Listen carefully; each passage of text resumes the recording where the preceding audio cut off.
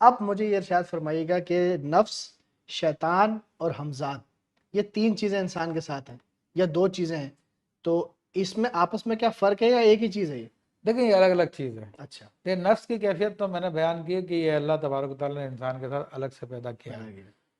لیکن یہ جو چیزیں ہمزاد ہوا یا شیطان ہوا، یوں سمجھ لیں کہ انسان کا سب سے بڑا دشمن اس کا نفس ہے.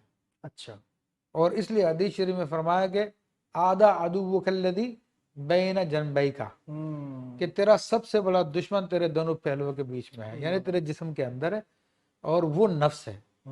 اور نفس سب سے بڑا دشمن کیوں قرار دیا گیا؟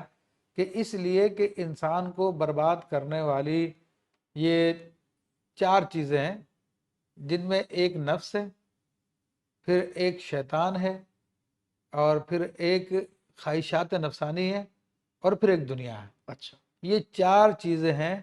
دنیا سے مراد مخلوق.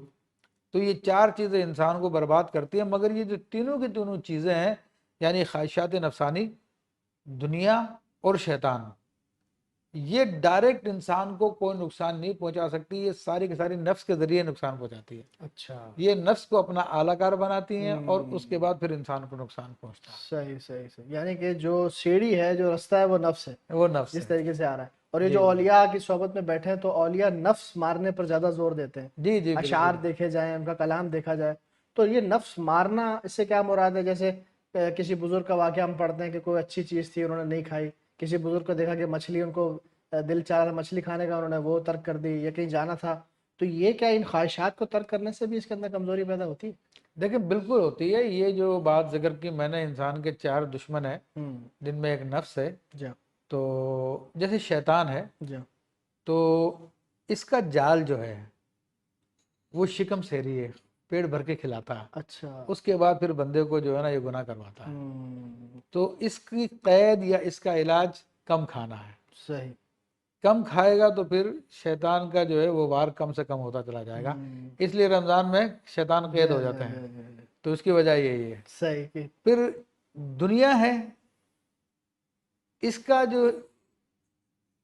جو وار ہوتا ہے وہ خواہشات نفسانی کے ذریعے ہوتا ہے. اچھا، تو خواہشات نفسانی، دنیا کو دیکھتا ہے انسان، جب باہر نکلتا ہے تو وہ چیز دیکھتا ہے، دل میں وہ خواہش پیدا ہوئی، وہ چیز دیکھتا ہے وہ خواہش پیدا ہوئی، کسی کی بات سنی تو وہ خواہش پیدا ہوگی، کسی کو دیکھا تو کہا میں اس سے زیادہ کروں گا، میں اس سے زیادہ آگے بڑھ جاؤں گا. تو یہ دنیا جو ہے یہ اس کے ذریعے خواہشات نفسانی کے ذریعے گناہ کرواتی ہے. صحیح. اور پھر اس کا علاج خلوت نشینی ہے، عزلت نشینی ہے، لوگوں سے دور رہنا ہے، ان کی صحبت اختیار نہیں کرنا. صحیح ابتدائی مرحلے میں یہ. صحیح صحیح. اور تیسری بات جو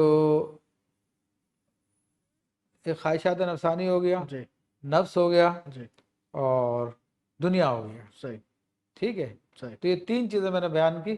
تو دنیا کا علاج تو میں نے بتایا کہ خلوت نشینی ہے، اور خواہشات نفسانی جو ہے وہ اس کا کم کلام کرنا، کم گفتگو کرنا. اچھا، اس کا علاج یہ ہے. نفس مار رہے ہیں. ہاں. تو اور خود جو نفس ہے، اس کا جو وار ہوتا ہے وہ نیند کے ذریعے ہوتا ہے. اچھا، ہاں. تو کیونکہ جب یہ تینوں چیزیں نہ بھی ہو نا، انسان کے پاس کچھ بھی نہیں ہے، تو پھر وہ آدمی سونے کی کوشش کرتا ہے، چلو سو جا، آرام کرو. غفلت میں چلا ہاں، گیا. غفلت میں چلے جاؤ. صحیح. تو اس کا علاج جو ہے راتوں کو جاگنا ہے. تو یہ چار کی چار چیزیں جو انسان کی دشمن ہیں، ان کے چار کا علاج یہ ہے سارا کا یہ سارا. علاج، اور روحانی طریقے سے بھی اس کا علاج ہوتا ہے، جی ہاں، وظائف کی صورت میں، اوراد کی وظائف کی صورت صورت میں بھی علاج ہوتا ہے، روحانیت کے ذریعے بھی ہوتا ہے. لیکن وہ اسی صورت میں ہوتا ہے کہ جب آدمی مستقل اپنے آپ کو اللہ کے ذکر میں لگا دے. لگا دیں گے. تو اس کا طریقہ کار یہ ہے کہ حضرت شیخ احمد ابن عجیبہ الشاذلی رحمۃ اللہ تعالیٰ علیہ ارشاد فرماتے ہیں کہ دل کی صفائی کے دو طریقے ہیں. صحیح. تو جس طرح ایک مثال دیتے ہیں، ایک برتن ہے، اگر اس کے اندر کوئی جانور کیڑے مکوڑے ہوں تو اس کا ایک طریقہ تو یہ ہے کہ ایک ایک کیڑے کو نکالتے جاؤ، پھینکتے جاؤ، نکالتے جاؤ، پھینکتے جاؤ، نکالتے جاؤ، پھینکتے جاؤ. تو اس سے وہ برتن صاف ہو جائے، لیکن کافی ٹائم لگے گا. صحیح. اور بڑی محنت کرنی پڑے گی، ایک ایک کیڑے کو پکڑنا پڑے گا. تو دل کے اندر یہ ساری کی ساری خواہشات نفسانی ہے، حب جاہ، حب مال ہے، حب دولت ہے، ٹھیک ہے، اور بہت ساری چیزیں جو انسان کے اندر پیدا ہوتی ہیں، ان سب کو ایک ایک کر کے نکالنا یہ ایک لمبا راستہ بھی ہے اور مشکل بھی ہے. اور اس کے مقابلے میں ایک طریقہ آپ فرماتے یہ ہے کہ اس برتن کو پانی سے بھر دیا جائے. تو جب برتن کو پانی سے بھریں گے تو سارے کیڑے نکل کے خود بھاگنا شروع کریں گے.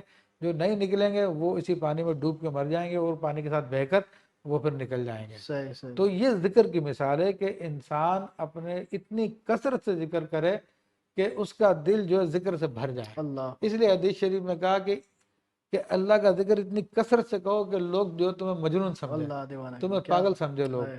تو اس کا پھر فائدہ یہ ہوتا ہے کہ دل سے یہ ساری بیماریاں نکل جاتی ہیں. اللہ اللہ. تو پھر بہرحال